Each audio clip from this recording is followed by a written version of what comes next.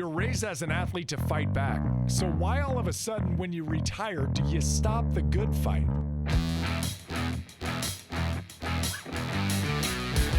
This is Finding Center with Nick Hardwick.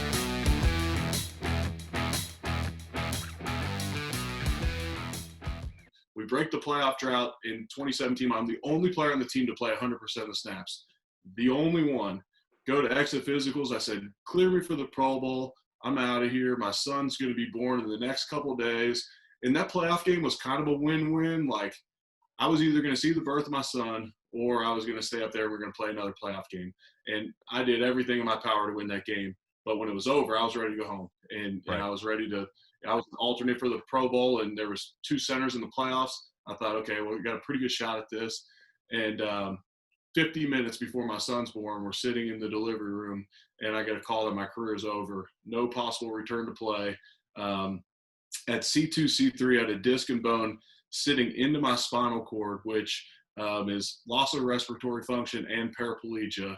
We're not sure why I didn't feel any crazy symptoms. I had stingers, but they were saying based upon the way the MRI looked, it should have been like I should have really felt something. And thank God I didn't. I mean, I had a brother who was born in a wheelchair. He passed when he was 11 years old, never walked, talked, breathed on his own. And like, that's what I've seen that visual. Yeah. I saw it for 11 years, what I could have or should have looked like at that time. So, man, talk about a sobering time. I had signed a contract extension before the season. The Bills finally make the playoffs. We're finally good. And everything's going great. I honestly felt like I was playing the best ball of my career because besides the broken leg, I'd only been hurt like once in the previous 6 years. And so I finally was kind of breaking out of that injury mold. And the older you get in your career, you learn to manage your body better and all that. And so that was tough to deal with, which kind of led me on the journey to the podcast and calling it What's Next with Eric Wood, because at the time I had no idea what's next. But let me just go try and figure out from guys like yourself how to do this thing. Hey guys, it's Nick. Hope everyone out there is doing well today. Thank you so much for the time that you've been given the Finding Center podcast. We hope to be giving you some critical information and perhaps inspiration to use on your journey towards health. If you have any recommendations at all or topics or people that you would like us to cover or interview, please DM me at Nick Hardwick or at Finding Center Podcast, and I will do my best to get back to you. Any questions as well. I love hearing from you guys.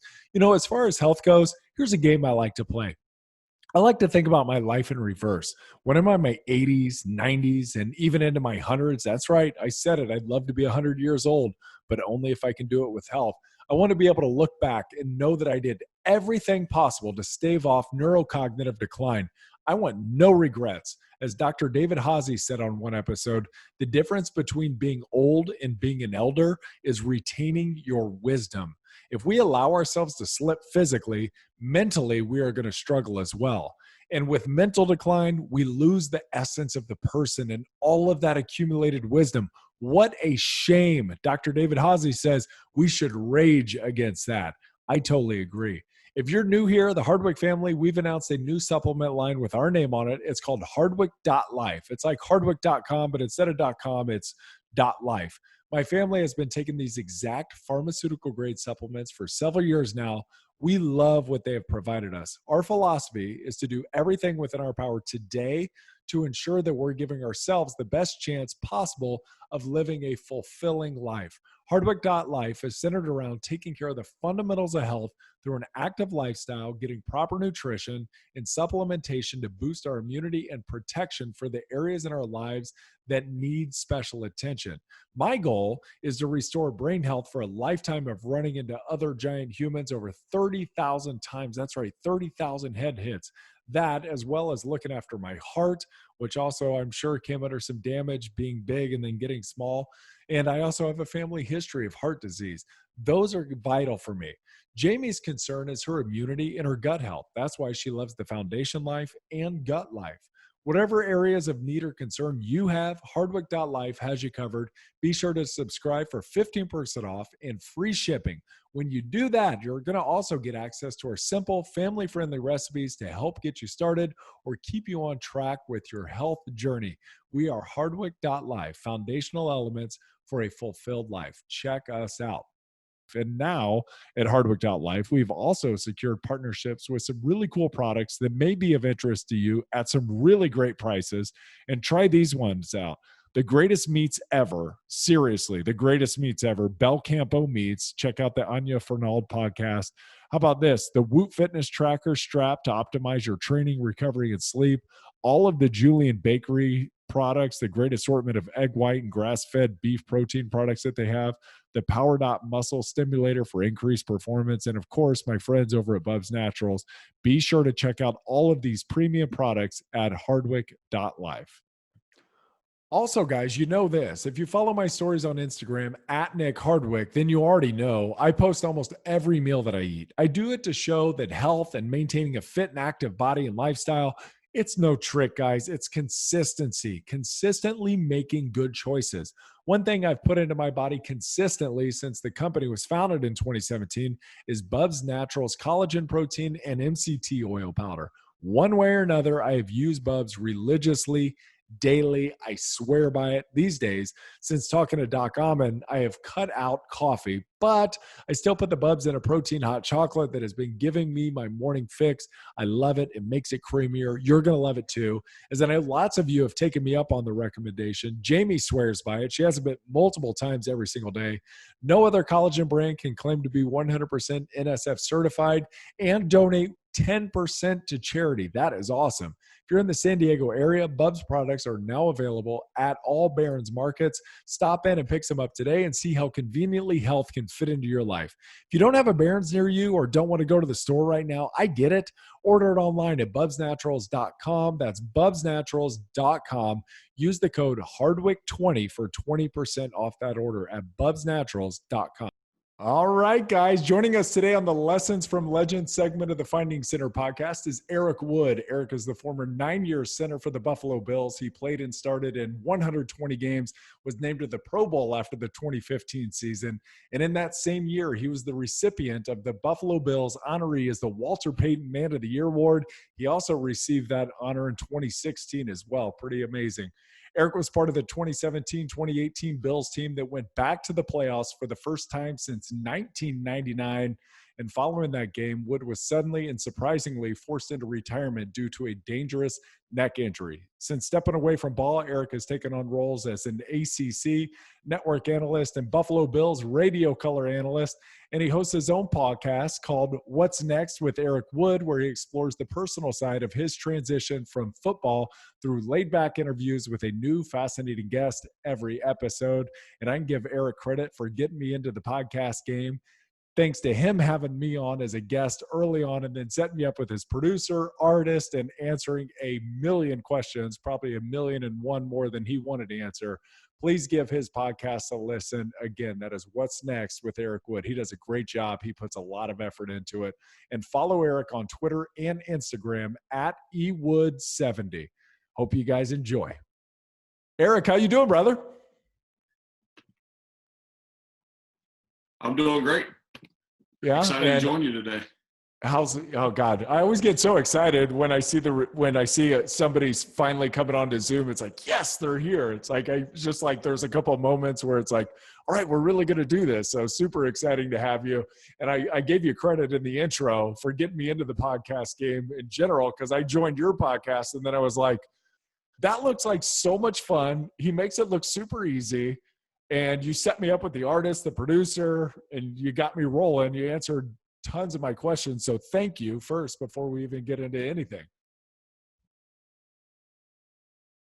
Yeah, absolutely. And I've had a ton of fun following your podcast. I'm glad you've taken that step to join the podcast world, because I've gotten so many nuggets in the health and fitness world. I love what you're doing with the legends now and these lessons from legends. I've just really enjoyed it all. And you're using your platform in such an incredible way, and you always have in the podcast world, allows you to learn just so much personally, which I'm sure you're finding out.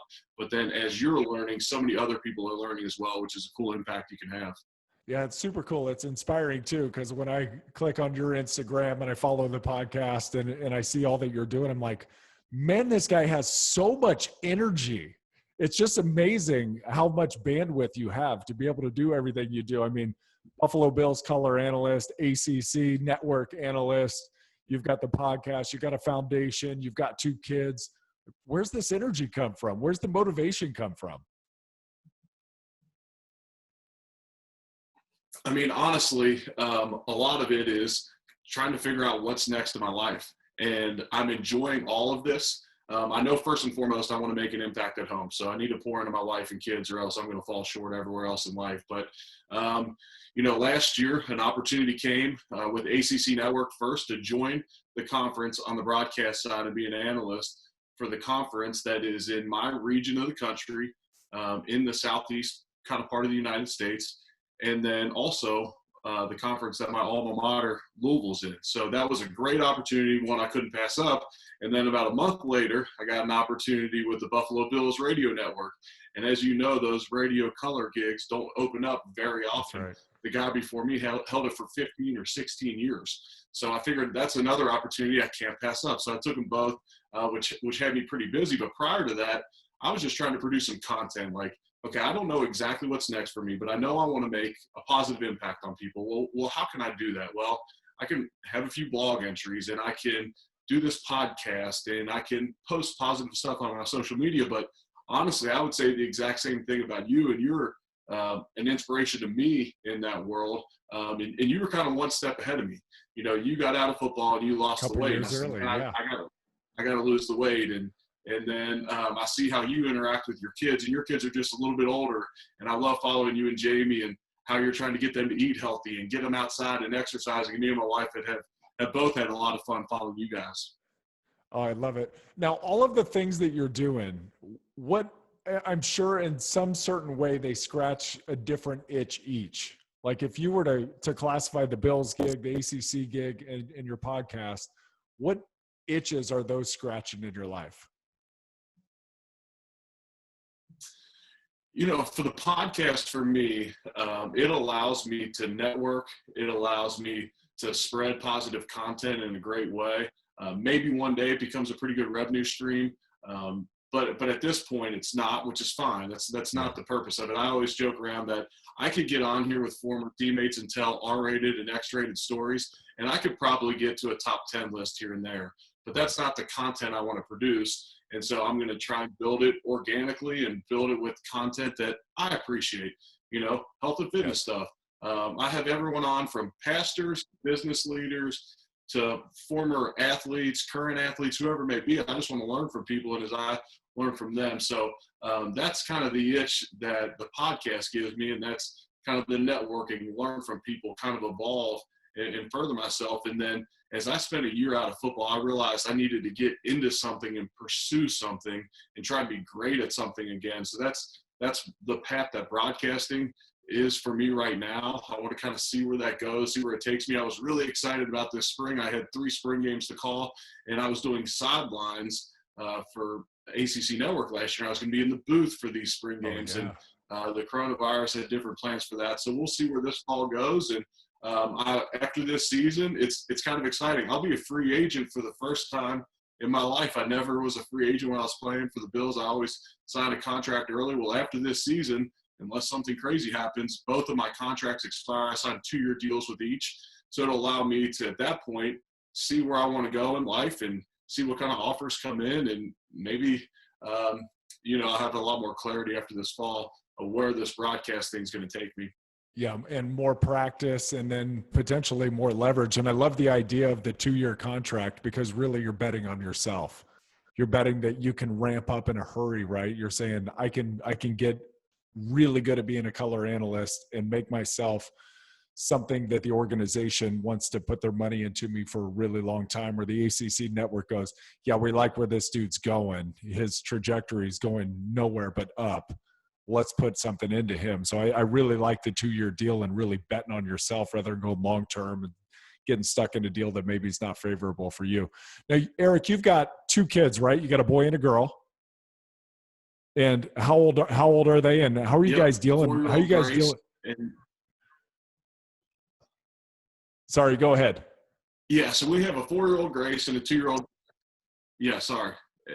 The internet connection will have fun for the dude editing.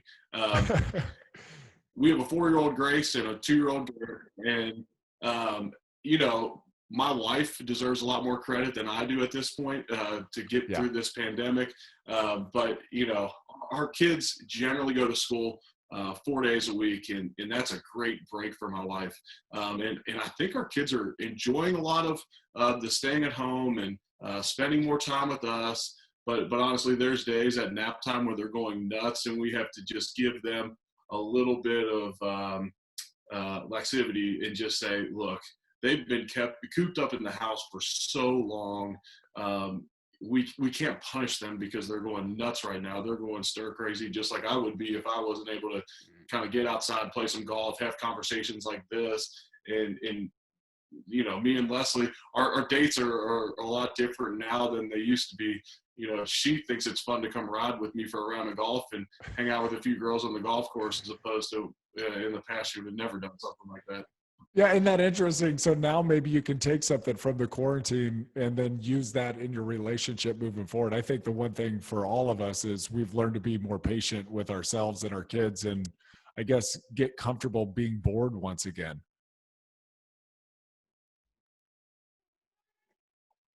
Yeah, absolutely. And I am a routine guy, a schedule guy, and I think that comes from years from playing pro ball. And every hour of your day is generally mapped out, even to the point of, okay, I'm going to come home, I'm going to eat dinner at this time, we're going to put the kids to bed, we got time for one show, I'm going to elevate my legs or Normatec or do something for recovery, and then we're going to head to bed. Well, when you get out of ball, you're used to that schedule and that routine, and there's days where I have nothing lined up, and I just have to think to myself, okay, it's okay. This whole world is in this position right now. You're not being unproductive. You're not wasting time. Sometimes a little downtime's okay. And there's a lot of lessons that are going to come out of this pandemic. I mean, we've gotten in such a great routine of eating dinner together every night. And I've been waking the kids up every morning, and generally I'm on the road a couple days a week. In the fall, I'm on the road a ton, but even through the spring, I would have been gone on broadcast trips, and I had a couple golf trips that got canceled, and yeah, that stinks. But what are you doing to make the most of the time right now? And what are you going to take away from this that elevates you? And man, our mornings with the kids have been awesome. Isn't that the best? I mean, and what a great perspective too, because you do know you're going to be on planes, you're going to be in hotels, you're going to be gone from them for a significant chunk during football season. So make of it what you can right now, get the most of it. I read your blog. You got a really cool blog about playing in the pivot, which the center position is known as the pivot. Describe that to our listeners and what you've been focusing on right now during this time to help your family thrive and you thrive. Yeah, so pretty much any time in life that you're faced with adversity or tough circumstances, I always feel like it's best to get outside yourself. So how are you going to pour into others? What are you going to do to impact others? And so I wrote a blog. As I was thinking about it, I was thinking, you know, there's so many people in so many different industries right now, myself included, with all the broadcasts canceled and all, that we need to pivot a little bit. And a pivot in basketball is you got one foot stuck in place and the other is kind of moving, and you're trying to go in a different direction, but you got one foot stuck in place. Well, that's all of us right now. We all got one foot stuck in place, generally in our house, and we can't get out of our house. But how are you pivoting in business? And, you know, I've been trying to tell buddies there's so many free online seminars right now, so many free learning experiences that you can have. You can go get credentialed in a number of different areas for free right now just because people are being generous.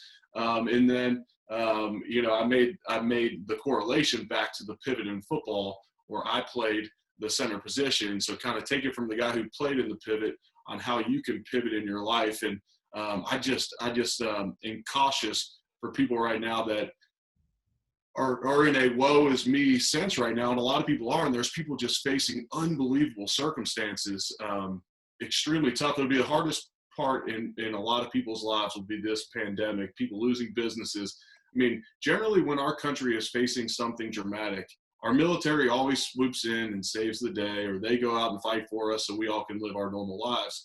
Well, now we're all stuck in our house, and it's our healthcare workers that are out fighting for us. And they're working these crazy shifts in these hazmat suits and stuff they just really didn't sign up for, but now they're thrust into the action. So I want to be very sympathetic to all those types of people. But there's a lot of people that at this time can capitalize, and I don't mean capitalize financially, like go take advantage of someone's situation. I mean, you can take advantage of the extra downtime you've been given to kind of elevate yourself and move in a different direction.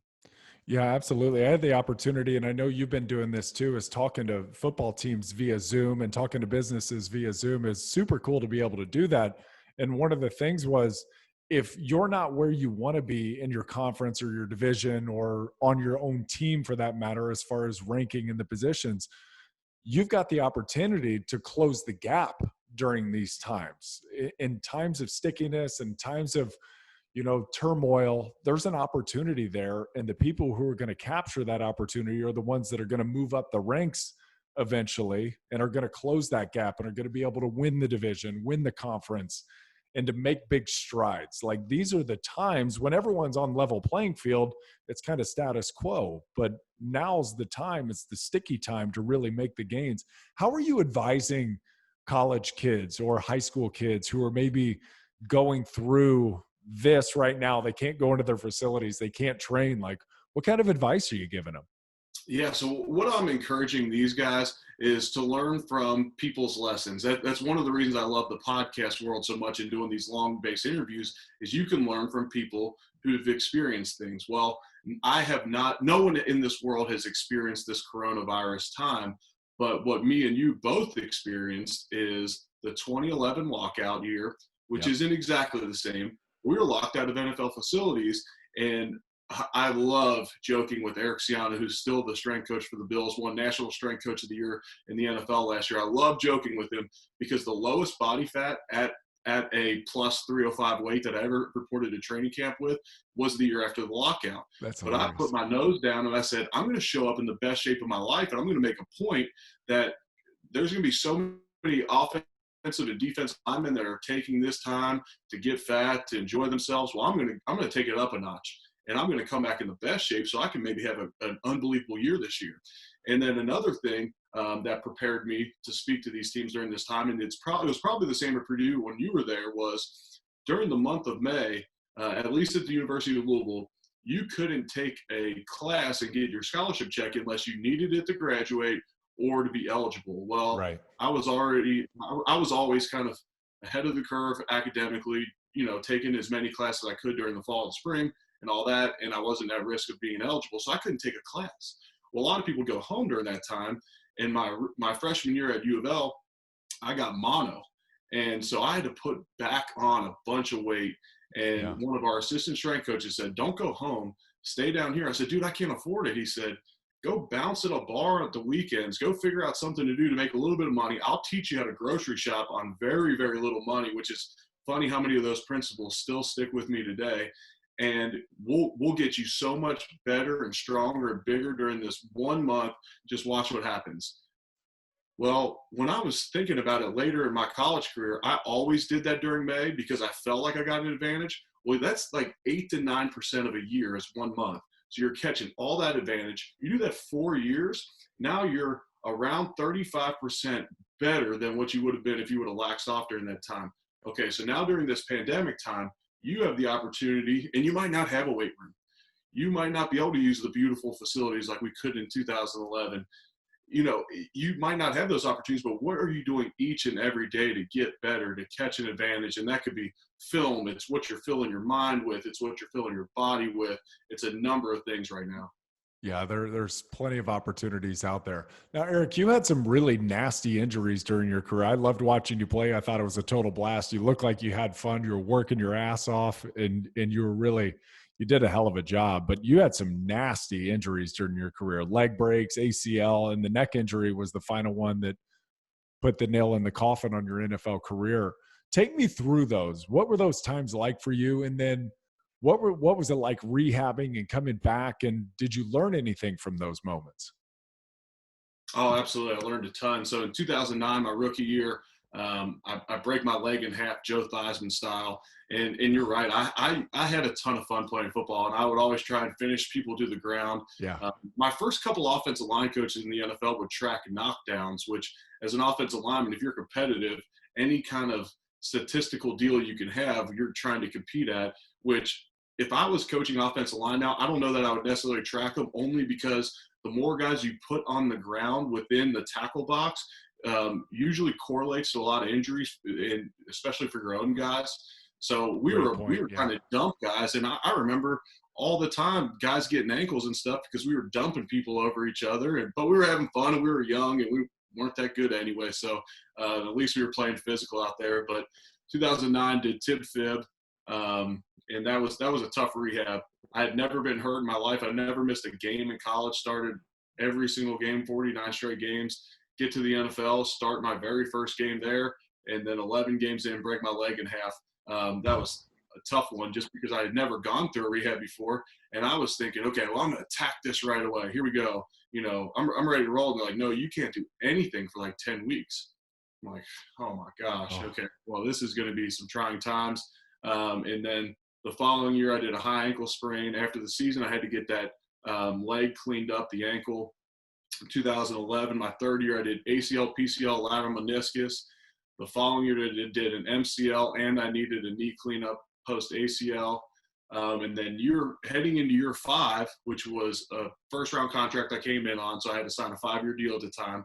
The Bills extended me before year 5, and they wanted to make me like the 7th highest paid center in the league. And I'm not saying I was a top 3 center at the time. Oh, you were there, yeah. But and you know that when you're resetting the market, like when I was coming up, there was all going to be guys that were just going to continue to pass me. That's so right. You have to get up towards the top, or else people will just leapfrog you like crazy. So I said, I'll take an incentive-based deal, like based on playing time, as long as you make me top 3 or whatever. So that we got there, and then I go on and start 52 straight games, which ended up working out phenomenal contract-wise and money-wise. And I had a nice string of luck until 2016 Monday Night Football, break my leg in Seattle, break my other leg. This time it was fibula, syndesmosis. I think you did the same thing. I did the same thing, yeah. Yeah, and so flying back from Seattle through the middle of the night was terrible with a broken leg. It's a Buffalo. And it was the week of and we're heading into our bye week. So we had bye week plans and all this, and now I'm getting surgery the next day. My wife and daughter at the time were already in Louisville waiting on me to come home. And now my wife's got to fly up to Buffalo to take care of me for surgery. It was a mess. And then in 2017, I was the only player come back from that broken leg. And T.O. came back in like 4 weeks from that injury and played in a Super Bowl. That's right. I didn't feel right for a while. Maybe it's because I was 305 pounds, but those ligaments, when you break your leg like that, and I don't know if you felt the same thing, those ligaments took forever to feel good in my ankle. And so I ended up being the only player on the team. We break the playoff drought in 2017. I'm the only player on the team to play 100% of the snaps. The only one. Go to exit physicals. I said, clear me for the Pro Bowl. I'm out of here. My son's going to be born in the next couple of days. And that playoff game was kind of a win-win. Like, I was either going to see the birth of my son, or I was going to stay up there. We're going to play another playoff game. And I did everything in my power to win that game. But when it was over, I was ready to go home. And I was ready to – I was an alternate for the Pro Bowl, and there was 2 centers in the playoffs. I thought, okay, well, we got a pretty good shot at this. And 50 minutes before my son's born, we're sitting in the delivery room, and I get a call that my career is over. No possible return to play. At C2, C3, I had a disc and bone sitting into my spinal cord, which is loss of respiratory function and paraplegia. We're not sure why I didn't feel any crazy symptoms. I had stingers, but they were saying based upon the way the MRI looked, it should have been like I should have really felt something. And thank God I didn't. I mean, I had a brother who was born in a wheelchair. He passed when he was 11 years old, never walked, talked, breathed on his own. And like, that's what I've seen that visual. I saw it for 11 years, what I could have or should have looked like at that time. So, man, talk about a sobering time. I had signed a contract extension before the season. The Bills finally make the playoffs. We're finally good. And everything's going great. I honestly felt like I was playing the best ball of my career because besides the broken leg, I'd only been hurt like once in the previous 6 years. And so I finally was kind of breaking out of that injury mold. And the older you get in your career, you learn to manage your body better and all that. And so that was tough to deal with, which kind of led me on the journey to the podcast and calling it What's Next with Eric Wood, because at the time I had no idea what's next, but let me just go try and figure out from guys like yourself how to do this thing. Yeah, I mean, what a wild scenario, right? You're 50 minutes before your child is born, and then all of a sudden you get a call, and you want to talk about taking the wind out of your sails as you're getting ready to watch your baby be born. I mean, goodness gracious, how long did it take you to get your wits about you after that, to to settle in, to recalibrate, and for life to kind of normalize again? That's hard. Well, yeah, it was I mean, tough. especially because your career was going exactly the way you wanted it to at that point. I know it. And I came back into the delivery room, and my wife knew that we were getting some news. I was potentially going to need surgery because I had gotten an MRI, and they said, "Oh, we'll grab another one. We'll just check things out a little further." I said, "Is it bad? Is it like surgery bad?" Potentially. So I'm thinking worst case scenario, I need a neck surgery. And shoot, how long is that going to keep me out of playing ball? I was one track mind. How do I be the best center in the NFL? How do I bring a Super Bowl to Buffalo one day? And I'm so ignorant. I would have just played until the wheels fell off because I loved it. I felt like that's what I was called to do. Yeah. I felt like I was using my like I felt fulfilled by playing ball. And so when it was taken away from me and my family, it's a change for all of us. And now we have this new baby, and well, we're going to get all these extra opinions from doctors. So I don't want to tell my family, but they're wondering, okay, are we making Pro Bowl plans? Like, what are we doing, Eric? We're watching these playoff games. We're rooting for the Steelers because we need Marquise Pouncey to make so you can go. And I'm sitting there like, man, I really hope the Steelers just lose so that we don't have to have this conversation yet.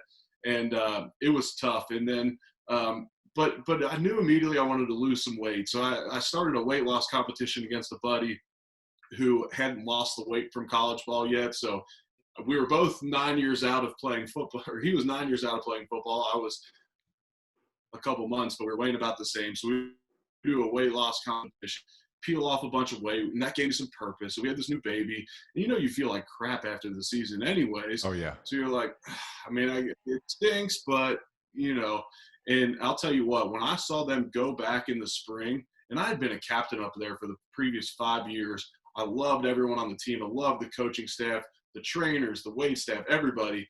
And the first day of spring workouts, they posted pictures and videos, and I wasn't there. And it hit me like, oh, man. And they move on so fast without you, and which is fine. And look, I'm just happy to be a part of the Bills organization again and all that. And I root for them and to have tremendous success, but it was very tough seeing them kind of move on without me. And there's times I still feel like I'm figuring it out. I don't think, you just recover so fast. You don't just recover quickly from something you pursued your whole life and then it getting taken away from you. But I like I mentioned earlier with the pandemic, the more I focus on others and impacting others and get out of my own head and say, well, now I got to be the best in the world at something else and put all this pressure on myself, the more I just pour into others and say, look, I'm going to make an impact where God's put me in my life right now. And, if that's just in Louisville, Kentucky, or if that becomes some kind of national deal, whatever it may be, I'm just going to try and make an impact there. Then my days are a lot more filled with peace and a whole lot less anxiety. Yeah, less pressure. You mentioned your brother was a paraplegic in a wheelchair 11 years before he passed away. Were you older than him? Yeah, I was 3 years older than him. He was born with severe cerebral palsy. And so he spent the first portion of his life in the hospital. He lived at our house for maybe 6 years or so.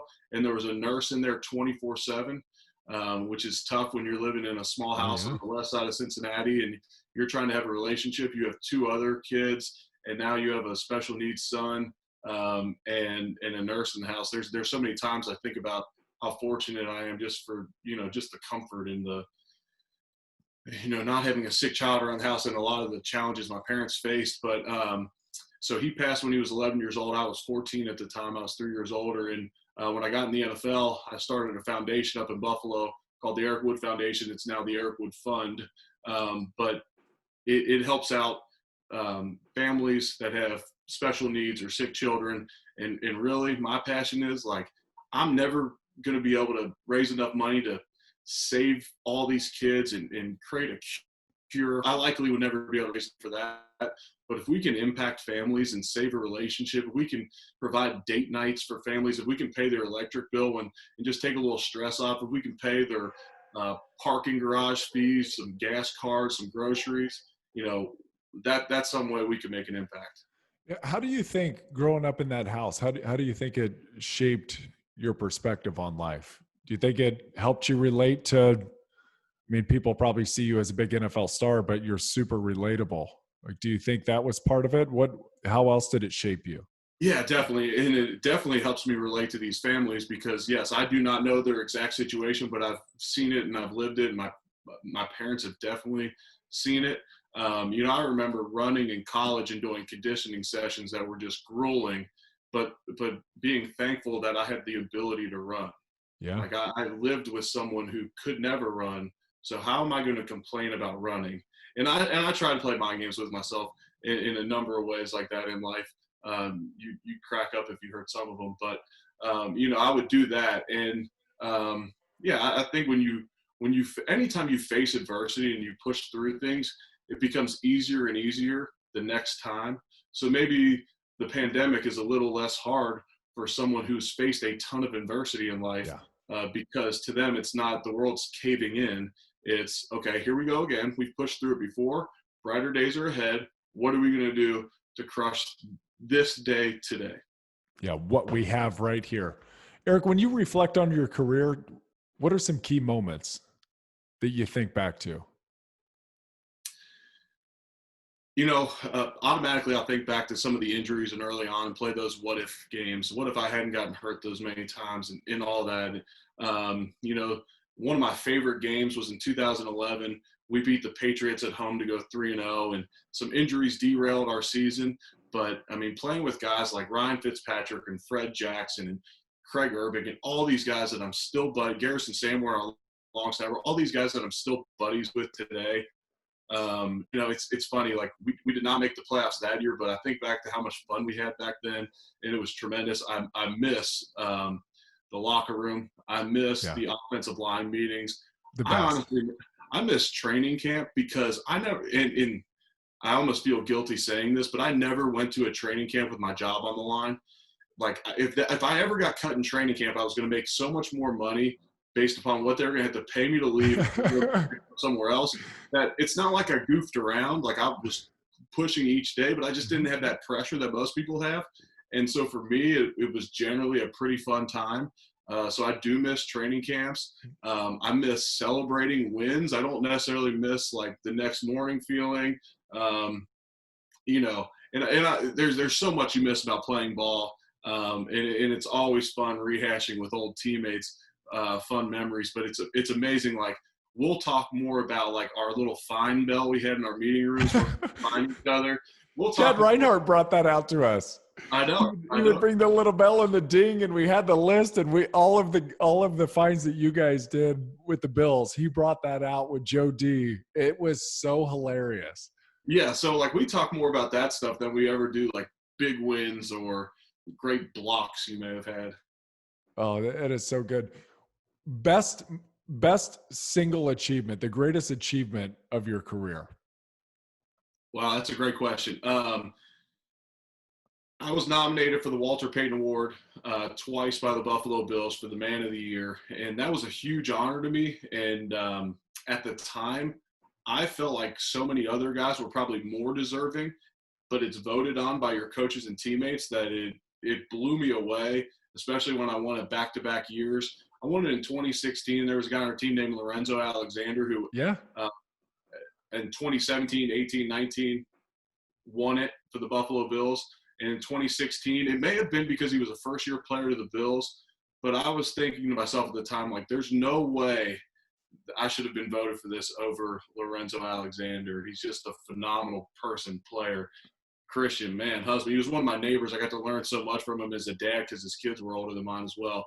But that was a tremendous honor. Just being a captain for the first time. Yeah. In 2014, I was a younger dude on the team, and I got voted a captain, which I know you could attest to. It's just humbling, man. When you have 53 alpha males in a locker room that are the best in the world at what they do, and they vote you to be a leader, that's a tremendous honor. And then I went to one Pro Bowl, and you know what? We blew it out of the water, and it was a ton of fun. And, I was an alternate a few times. When you play in Western New York, I can make this excuse all day. Totally. You're playing in Western New York, you're not on a winning team, whatever it may be. That's fine. No primetime games. Yeah. I mean, I got there's all that. Yeah, we all talk about it in the locker room. We'd never put it on social media, but we talk about in the locker room why maybe the Bills get snubbed at times, which San Diego is a fairly small market team on the West Coast. Yeah. Bigger city, but not a hotbed of football. Right. And so you get kind of the same treatment. But when I finally got to go, it was the last one out in Hawaii. We brought 14 people with us, a bunch of buddies, and nice. We were where like all the offensive line like congregated to. Like, well, if we want to go grab a beer and see the party, we better go over towards Woods Crew. And like my buddies by the end of the week were like better friends with Travis Frederick and Andrew Whitworth and these guys. I'm like, you didn't even spend as much time with me, but that's fine. I'm sure you all had a blast. And I'm glad you got to do it in Hawaii, because what a difference I would imagine than Camping World Stadium in Orlando. Like, Hawaii is such a treat. And I honestly think it meant more when it was in Hawaii, because when you got honored with it, you went. And now guys are like, it's in Orlando, it's 45 degrees and raining potentially, I'm not going in February. I don't want any interest. And so then you get like the guy who was the fifth alternate to the Pro Bowl who ends up being the guy, and now he gets to say he's a Pro Bowler. But when you were there, and when I got to go in 2007, it was like, you went. There was no question about it. You went. The only one who didn't go was Tom Brady, but I get it. He had a place to go to in Costa Rica or something like that. Right. What was your most humbling moment? I can think of a bunch in mind, but where you come back to the locker room and you had the block or you had the bad snap. And for centers, a lot of times, I asked Jeff Saturday this, and it was a bad snap early in his career. And for me, it was like a bad snap in a playoff game early in the game. It didn't end up costing us anything, but it just set us down that path, I thought, to be uneven going against the Jets, and nobody else could settle in after that. It was really tough for a long time after that moment. There's a couple that stick out to me as I think about this just off the top of my head. One was in 2010. We were playing the Jets, and I was coming off that bad ankle, that leg break, and I was hobbled around. They had me playing guard. I was way better at center than I was guard, but they had me playing guard because they had brought in a free agent center the year before. The year they took me in the first round. So I was playing guard, and I played a bad game. And at the end of the game, I was hobbling around, and Joe Dallas Sanders took me out of the game. I had never been benched in my life. I don't know if I've been benched in any sport. Right. And now I'm in the NFL, and they took me out, and it was partially we were getting blown out, partially to kind of save me up for the next week, because like, why further damage your leg at this point? Like, we'll get you rolling for next week. But we're also 0-5, and I didn't want to come out of the game, and I was forced out. And the guy who came in, now it was late in the game, and it was a blowout, maybe not stars anymore, but he played better than I did. It was Craig Urbick, and Craig Urbick's a great guard. He's a better guard than I was. Yes. And it was so humbling. And Craig had got cut in the preseason that year by the Steelers. We picked him up. We played 6 years together in Buffalo. He was awesome. But that was extremely humbling. And fortunately, I went down to see Dr. Anderson in Charlotte. Oh, yeah. And he was able to figure out I had just awful bone spurs, so I couldn't bend into my ankle. So I literally could not play on my whole foot. And that's why I was off balance and falling all over the place. And he's like, I'm going to put a cortisone shot in this, but you have to come back after the season and get surgery on this. But I'm going to give you a cortisone shot, and you're going to feel a lot better. And I ended up finishing the year pretty strong on an ankle that felt a ton better. But then it felt really weird walking into surgery, feeling completely fine, but then needing surgery and then feeling terrible after surgery. And then you mentioned a bad snap in a playoff game. Our final playoff game, I don't know if I've told this story on air before, but the way the NFL works, we had a guy on Jacksonville's staff that was now on offense for us, but he was on Jacksonville's defensive staff the year prior. He gave me all of their calls. He said, they'll probably change it up for the playoff game, but here's all their calls. And a few of them were easy enough that I could pick it up. Gold was a blitz coming left. White was a blitz coming from their right. Yep. And so the first third down of the game, and it's all going to come through Paul Posluszny. So Paul comes up to the line. He looks at our formation, and they're in a double A gap look. And so he then said, okay, based upon the running backs alignment and all that, they're going to bring gold. So off our right side, I slide the line to the right, and we pick it up. It worked out great. We convert, and we're still on the same drive. Our next third down, I guess Puzz knew that I was doing it, and all of a sudden here comes white, which should have been a blitz to our left. And so I slide the line over there, and Malik Jackson was playing the nose, and I kind of soft set him because I needed him to go to the guard, and then I was going to go help out the other guard. Right. Well, I soft set him. He swats my hand and just goes straight up the field, not on a stun at all, just straight up the field and sacks Tyrod Taylor. And it looked so bad. And the fact that, like, one, I can't tell that story in the media after the game. Right. And then two, like, no one knows that I'm, like, literally looking out here to help the guard and just let a guy go straight up the field. Right. It was plainly my guy. It was so embarrassing and so humbling. We ended up losing the game, but one first quarter sack didn't cost us that game. But in the moment, it's humbling. It's still in the moment, right? You go to the sidelines and you're talking to your buddies and you're sitting there and you're like, oh my God, I can't believe it. And it's hard to get over. And that's one thing that I would go back and tell myself is just, you don't need to come to the sidelines. You don't need to explain yourself. Like, maybe do it once, but you don't got to live in there for the next 3 quarters and be like, oh my God, I can't believe I had a bad snap, or I can't believe I gave up a pressure or a sack or whatever it was. Like, just move along. Yeah, early in my career, I was a bad helmet thrower on the sideline. Like, oh yeah, Jeff Handgardner, one of my really good friends on the team, came up to me one time. He goes, "You do realize they get paid too, right? Like, you're never going to play a perfect game, so quit getting so upset." And it took me a few years to get to the point where I could shrug one off and say, "Okay, it's all good." And even early in my career, there wasn't even as much social media where you come to your phone after the game and just complete blasted for anything you did wrong. Early in my career, I don't know why you're just young and you're trying to be perfect, but you always got to remember, like, those guys get paid too. You're playing against the best in the world. Just bounce back. But if you let one play turn into 5, then you're in trouble. And that's a lesson on as well. You know, if you let one mistake you made in your life say that I'm just going to sabotage the next month, if you have one bad meal and say, okay, well, I ate bad this Saturday night, well, now I'll have donuts for breakfast Sunday and just carry it through the rest of the weekend. Yeah, you're probably going to get fatter. But if you just have one bad meal, it's like, whatever. Get back on the train and move forward. Yeah, just continue to move on. We'll get to the health in just a moment. Last football question.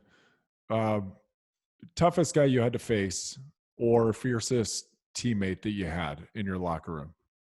I'll start with fiercest teammate for D-line, Kyle Williams. He was awesome. Every day in practice. He'd get so mad. Kyle's so good, he's not used to getting blocked. So if you did block him, he'd get so mad at you and he'd be punching out your arms. Like, Kyle, you will get blocked too sometimes. But just because we got you doesn't mean it's a hold. You got to hit us and all that. But I say that Kyle's one of my best friends. So, and then I always joke in speaking engagements when they ask me who the toughest guy I faced was, and that's someone in a contract year, but it generally was. Early in my career, I played against Paul Soliai, who was a nose guard for the Dolphins. And in his contract year, he was unblockable. He was 360 pounds. He could throw you. He could go over you. He was quick. But he kind of disappeared when he went to Atlanta on that big deal. That's right. And so, and he wasn't nearly as tough to go against. So him in a contract year. But a guy who I played against a ton at nose guard, who I thought was phenomenal, was Damon Harrison, Snacks Harrison. Oh, yeah. And just because he was so good against the run and he was really smart too, like he knew based upon formations, like where we like to run the ball, and he would cheat that way. And I could tell him, and I could see him kind of inching out. And I'm like, he knows we're about to run outside zone. I'm not going to be able to get him.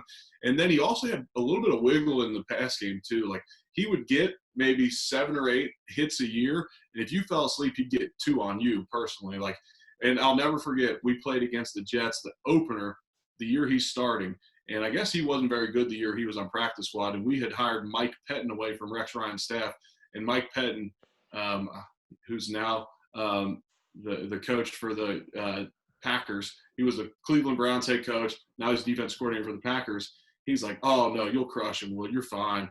You know, he was so lazy last year, this and that. We played him, and he was a beast. And after the game, I was like, he was so good. He's like, really? I said, yeah, go back and watch the film. And he said, yeah. he's gotten tremendously better. So hats off to him, and he's having a heck of a career. Yeah, he sure is. Funny, Paul Solei was a guy who broke my neck. So he broke my T1. We were playing the Dolphins at home. I forget what year it was. And I was the tight end on field goal block. Oh, and man. Of course, they put one linebacker here, one linebacker or corner on the outside, and I'm hinging, step hinge, and Paul Solei, I right down the middle, and I had no hands to block him, and it was just like duck head, pray for mercy. And I just felt that T1, it was like an avulsion fracture. It just popped the bone right off. And I remember waking up the next morning in bed and I was like, oh no, I could not physically get my head off the pillow. So I just remember rolling over to the side, lifting my head up and sitting up and then going in. And it showed up in my medical report years later that I had a T1 fracture and they were recommended an epidural. And I was like, this never got actually recommended to me. It was just somehow it was in my medical file. And I was like, whoa, I played with a broken neck and nobody thought they would let me know about that. That's how that goes. But Paul, you're right. I mean, 365 pounds of muscle and he could move. And at times he could be pretty pissed off. But like you said, when he went to Atlanta and got that big payday, things changed a little bit. Eric, tell me. Dude, go ahead. Real quick. Why do they think it's a good idea to put the center at the wing?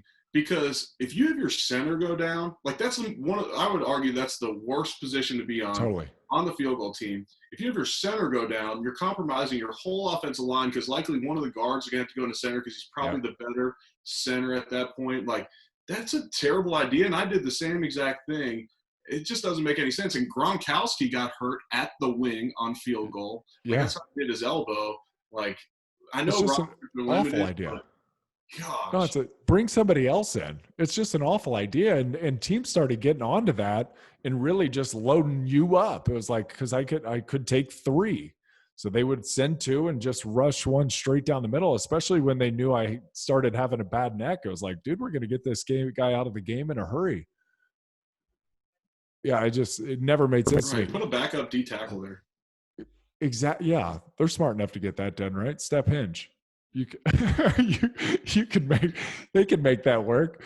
Tell me, how'd you lose all the weight? How much weight did you lose, and how'd you lose it all? Yeah, so I played anywhere from 305 to 310. My career ended. I figured out I was officially done. I found out the news on January 11th, my son's birthday. It was probably a couple weeks before I officially threw in the towel and said, enough medical opinions. We had 9 in a row come back, absolutely no return to play. Wow. At that point, it's like, okay, what if number 10 says yes? 9 out of 10 doctors say you'll be a paraplegic. Do you trust one? And so it was right towards the end of January when that happened. And so I started that weight loss competition, maybe the 24th or 25th of January. A week before Derby, I had a steak eating contest at a steakhouse in town for charity in Louisville. So that was April 25th-ish. So in 4 months, I lost 53 pounds. And a lot of that was, everyone's like, oh, I'm sure you had to eat so much. I'm sure it was really easy. I'm like, yeah, the first 20, I wouldn't say it was easy because you have to change your life. For 15 years, I had tried to put on weight. And so now every time I looked at the pantry, it wasn't walk in and grab something because that's what you need to do for your job. Now it's, oh, crap, go the other direction. And so it wasn't easy, but the first 20 came off pretty quick. The next 30 were more work. But I own a gym in Louisville, and it's a lot of boot camp classes, high-intensity interval training. And so I did that for a while. I tried some hot yoga and whatnot, and I do think that makes my body feel really good. It's hard for me to get in there more than a couple times a week because I enjoy banging some weights around and getting there, competing. We wear the heart rate monitors with the scoreboard up there. Nice, so yeah. You're trying to get the points and all that. So I do enjoy that aspect of it. But, it was mainly just a lifestyle switch. And it was some research. I read Tim Ferriss's book, 4 Hour Body. Me too, yeah. I reached out to some guys like yourself who had lost the weight and saw how they did it and take some tidbits. And, now my weight kind of fluctuates anywhere from towards the end of broadcasting season, I was around 246. And This morning I was in the high 250s. So it kind of fluctuates, but it's funny, like you get off of carbs for a week and I could be in the high 240s immediately, but I'm also going to walk around my house like a prick. So 14 times, I'm like 10 pounds, my wife would pay for me to keep the carbs and not be a jerk around the house at this time. It'd be 10 pounds heavier, that's for sure. Oh, that's awesome. Since retirement, what behavior or habit or routine has improved your life the most?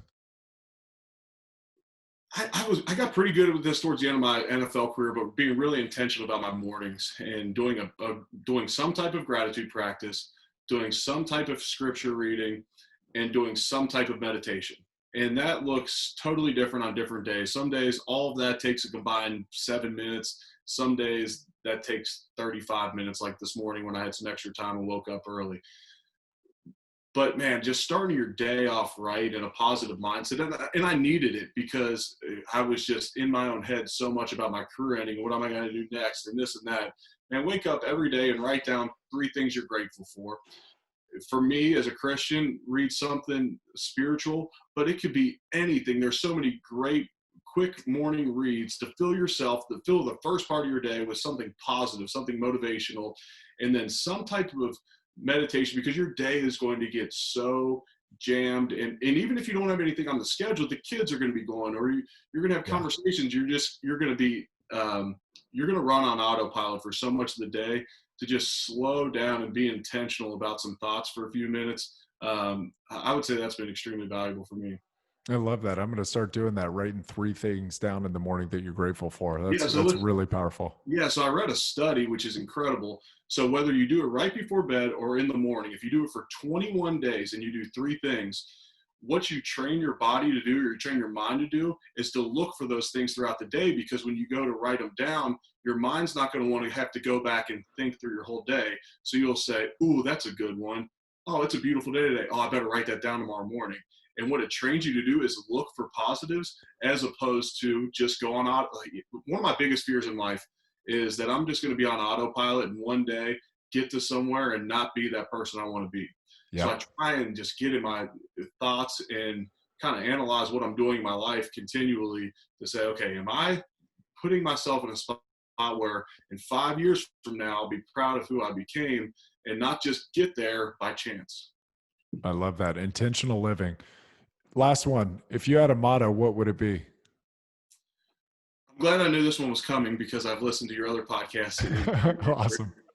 But, our family tries to live by the Proverbs 11:25, which is simple. A generous person will prosper, and he who refreshes others will be refreshed.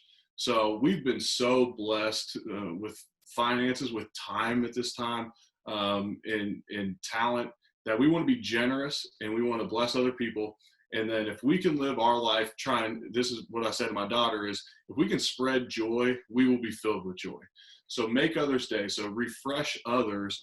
And, and I tell my daughter every morning before school, because she got in this habit of saying today wasn't a good day. And I would say, you can always make it a good day. And so I'll say, okay, what are we going to do today? Make it the best day ever. And I'll say, what do Woods do? Spread joy. And I call it brainwashing. It's probably healthier to say brain programming. That's good. I like that. I'm trying to program into her and myself at the same moment, and my wife and my son, when he's old enough to get in and quits being a little meathead, we're just going to be generous, give it away, your time, your talent, your treasure, refresh other people, and that will lead to a joy-filled life. Oh God, that's amazing. I love it. Eric, dude, this was fantastic. We've got so much to learn from you. And where can people follow you? Yeah, so on social media, I'm at ewood70. My blog and podcast, What's Next with Eric Wood, can be found on ericwoodmedia.com.